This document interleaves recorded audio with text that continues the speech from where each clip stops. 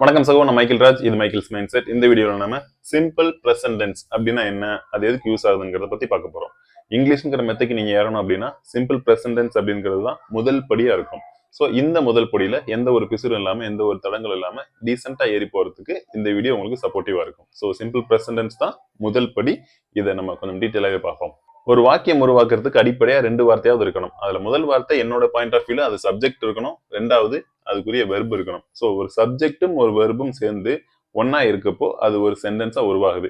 இதுல சப்ஜெக்ட்ஸ் ஒரு 7-8 இருக்கு, வெர்பு ஒரு 7-8 இருக்கு. ஸோ இந்த சப்ஜெக்டையும் வெர்பையும் ஒன்னா சேர்த்தோம் அப்படின்னு கேட்டா அது நமக்கு ஒரு வாக்கியமா உருவாகும்.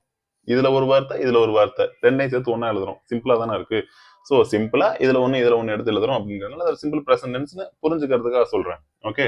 ஸோ இப்போ ஐன்னுங்கிற ஒரு சப்ஜெக்ட் எடுத்துக்கிறேன், கிவ்னுங்கிற ஒரு வெர்ப் எடுத்துக்கிறேன். இப்போ இது எப்படி மாறிடுச்சுன்னா ஐ கிவ் அப்படின்னா நான் கொடுக்கிறேன் அப்படின்னு ஒரு வாக்கியமா மாறிடுச்சு. இது வீங்கிற ஒரு சப்ஜெக்ட் எடுத்துக்கிறேன், டேக் அப்படிங்கிற ஒரு வெர்ப் எடுத்துக்கிறேன். இப்போ இது வி டேக், நாங்கள் எடுக்கிறோம் அப்படின்னு அது ஒரு வாக்கியமா உருவாயிருச்சு. ஸோ இந்த மாதிரி ஒரு சப்ஜெக்ட் ஒரு வெர்ப் இது ரெண்டையும் ஒன்னா சேர்த்து எழுதுறப்போ நமக்கு ஒரு வாக்கியம் உருவாகுது.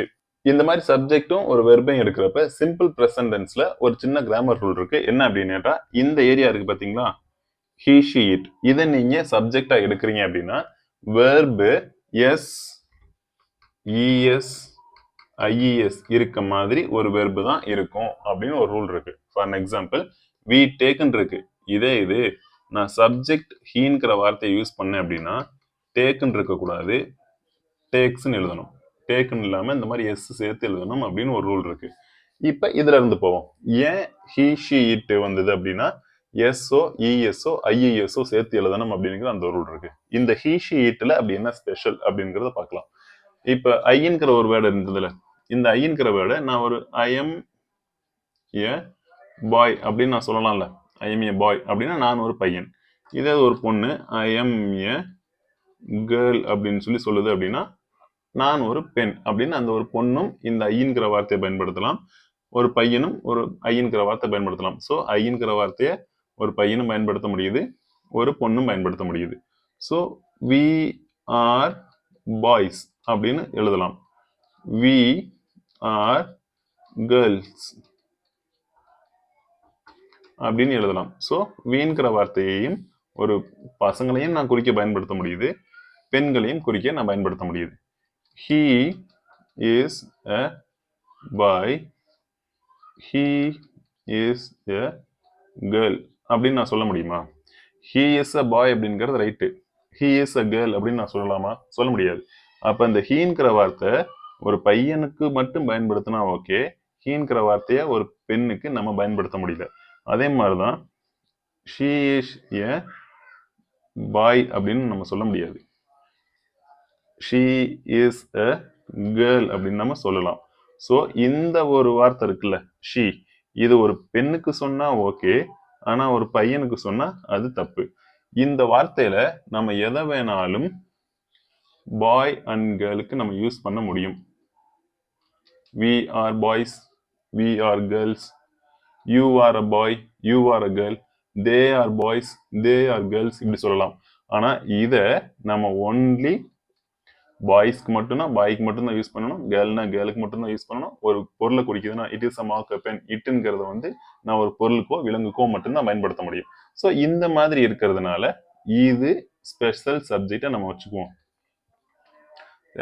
எஸ்பினா ஸ்பெஷல் சப்ஜெக்ட். ஸோ சப்ஜெக்ட் இருக்கு, சப்ஜெக்ட்ல 2 டிவிஷன் நம்ம பிரிக்கிறோம். இது வந்து காமன், எல்லாருமே யூஸ் பண்றதுனால அது காமன் சப்ஜெக்ட். இந்த காமன் சப்ஜெக்டை நம்ம யூஸ் பண்றப்போ எல்லாருக்குமே எந்த ஒரு காமன் அப்படிங்கிட்டா நான் பொதுவானது, ஸ்பெஷல் அட்டென்ஷன் கொடுக்கணும்னு அவசியம் இல்லை. கிவ்னா கிவ், டேக்னா டேக்கு, கேட்ச்னா catch, you wish, they miss, இந்த மாதிரி நம்ம ஈஸியா ஒரு சப்ஜெக்ட் ஒரு வேர்ட் கனெக்ட் பண்ணி ஒரு சென்டென்ஸ் ஈஸியா உருவாக்கிடலாம்.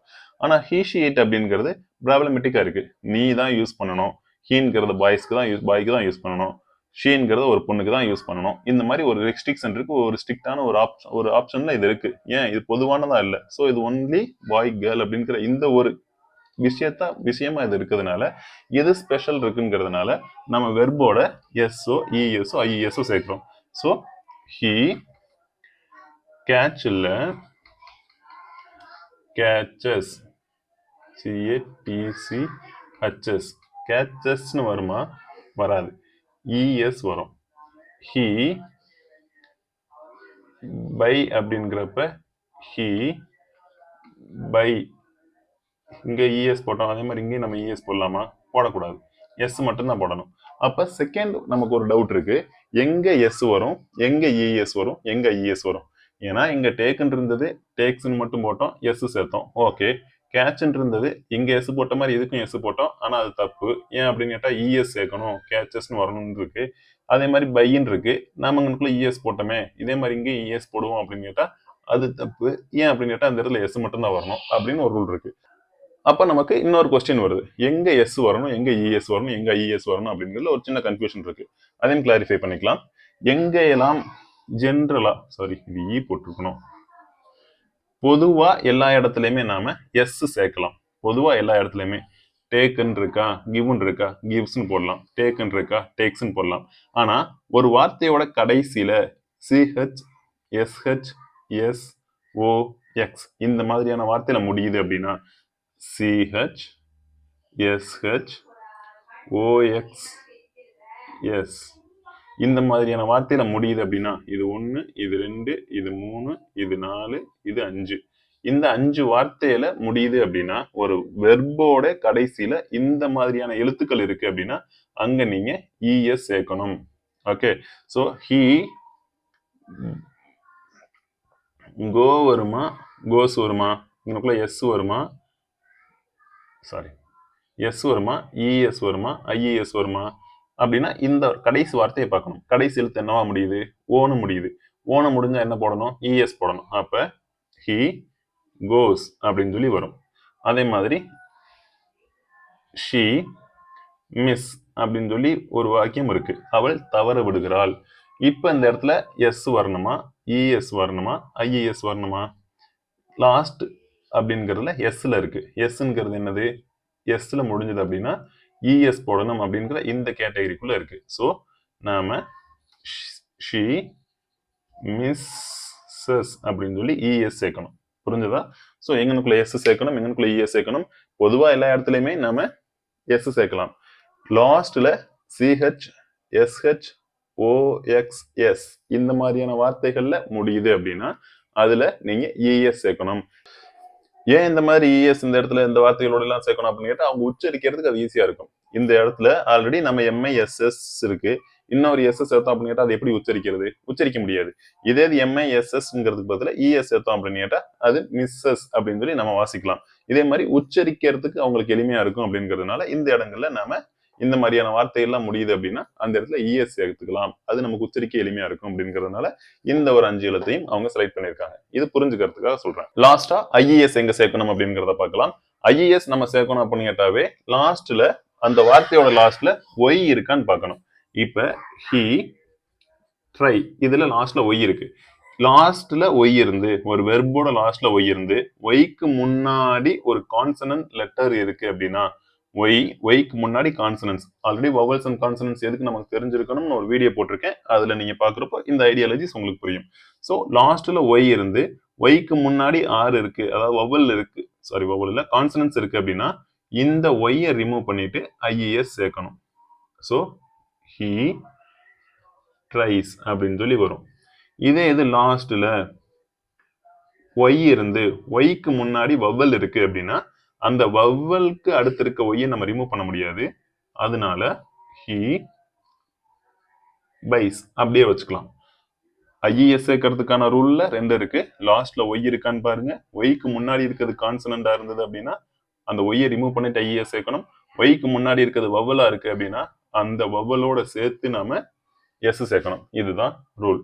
இதுதான் சிம்பிள் பிரசன்ட் டென்ஸ். இப்போ வரைக்கும் பார்த்ததை சுருக்கமா பார்த்துடலாம். ஒரு வாக்கியத்துக்கு 2 வார்த்தை தேவைப்படும். அதுல ஒன்னு சப்ஜெக்ட் வேர்டு, இன்னொன்னு வெர்பு வேர்டு. சப்ஜெக்ட் வார்த்தைகள், இன்னொன்னு வெர்பு வார்த்தைகள். சப்ஜெக்ட்ல ஒரு சப்ஜெக்டையும் ஒரு வெர்பையும் நம்ம கனெக்ட் பண்றோம் அப்படின்னா நமக்கு சிம்பிள் பிரசன்ட் டென்ஸ் கிடைச்சிடும். எளிமையான ஒரு வாக்கியம் நம்மளால உருவாக்க முடியும். ஆனா இந்த சப்ஜெக்ட்ல ஒரு சின்ன பிரச்சனை இருக்கு. இந்த ஹி ஷி இட் அப்படிங்கறத நீங்க சப்ஜெக்டா யூஸ் பண்றீங்க அப்படின்னாலோ, இதே இது ராணி அப்படிங்கிறது ஒரே ஒரு பெண்ணை குறிக்கிற மாதிரியான பேரு, ராஜா அப்படிங்கிறது ஒரே ஒரு ஆணை குறிக்கிற மாதிரியான பேர். சோ இந்த மாதிரி பெயர்கள்ல ஒரு ஆணை குறிக்கும் பெயர், ஒரு பெண்ணை குறிக்கும் பெயர் அப்படின்னு சொல்லி பர்டிகுலரான ஒரு ஆணையோ பெண்ணையோ குறிக்கிற மாதிரியான பெயர்களை பயன்படுத்துறீங்க அப்படின்னா அந்த இடத்துல வெர்பை வந்து நாம எஸ் இஎஸ் ஐஇஎஸ் இருக்க மாதிரியான ஒரு வெர்பை உருவாக்கணும். எந்த இடத்துல வெர்பு எஸ் வரும் அப்படின்னா பொதுவாக எல்லா இடத்துலயுமே எஸ் வரும். எந்த இடத்துல இஎஸ் வரும்? சிஹெச் எஸ்ஹெச் ஓஎக்ஸ்எஸ் இந்த இடத்துல இஎஸ் வரும். ஐஎஸ் எங்க வரும்? ஒய் அப்படிங்கிற வார்த்தை இழுத்து கடைசியில இருந்து அதுக்கு முன்னாடி கான்சனன்ட் இருந்தது அப்படின்னா கான்சனன்ட் ரிமூவ் பண்ணிட்டு ஐஎஸ் போடணும். வவல் இருந்தது அப்படின்னா அப்படியே எஸ் போட்டுக்கலாம். இதை பத்தி ஆல்ரெடி நான் ஒரு வீடியோ போட்டிருக்கேன். நீங்க சிம்பிள் பிரசன்டென்ஸ்ல என்னோட பிளேலிஸ்ட்ல 12 டென்ஸ்ங்கிற ஒரு விஷயத்துல இந்த வீடியோ பத்தி நான் ஆல்ரெடி போட்டிருக்கேன். இருந்தாலும் ஒரு ரீகேப்காக இதை நான் மறுபடியும் நடத்துறேன். இதையும் ஒரு தாட்டி பாருங்க. அதோட வீடியோ லிங்கையும் நான் டிஸ்கிரிப்ஷன் கொடுக்குறேன். அதையும் ஒரு தாட்டி பாருங்க. அது உங்களுக்கு இன்னும் சிம்பிளாவே புரியறதுக்கு வாய்ப்பு இருக்கு. என் ஹேண்ட் ரைட்டிங் புரியல அப்படின்னா அது உங்களுக்கு சப்போர்ட்டிவா இருக்கும். ஓகே, ஸோ இவ்வளவுதான் விஷயம். இதுல ஹோம்ஒர்க் மாதிரி கொடுக்கணும்னு ஆசைப்படுறேன். இதுல ஒரு 5 சென்டென்ஸ் இதை மட்டும் சப்ஜெக்டா எடுத்து இதுல இருக்க எதையாவது ஒன்னு வெர்பா எடுத்து ஒரு 5 சென்டென்ஸ் நீங்க இதை கனெக்ட் பண்ணிக்கலாம், இதை எடுத்துக்கலாம், இதை எடுத்துக்கலாம், எதை வேணாலும் எடுத்துக்கலாம். இந்த மாதிரி நீங்க எதை வேணாலும் எடுத்து இதையும் கனெக்ட் பண்ணி ஒரு 5 சென்டென்ஸ் எழுதுங்க. அதை நீங்க இப்படியே சொல்லிக்கிட்டே இருங்க. அது உங்களுக்கு ஒரு பிராக்டிஸா இருக்கும். அதே மாதிரி இந்த ஹீஷி இட்லையோ இல்ல ஒரு ராஜா ராணிங்கிற பேரை பயன்படுத்தி ஒரு 5 சென்டென்ஸ் நீங்க எழுதுங்க.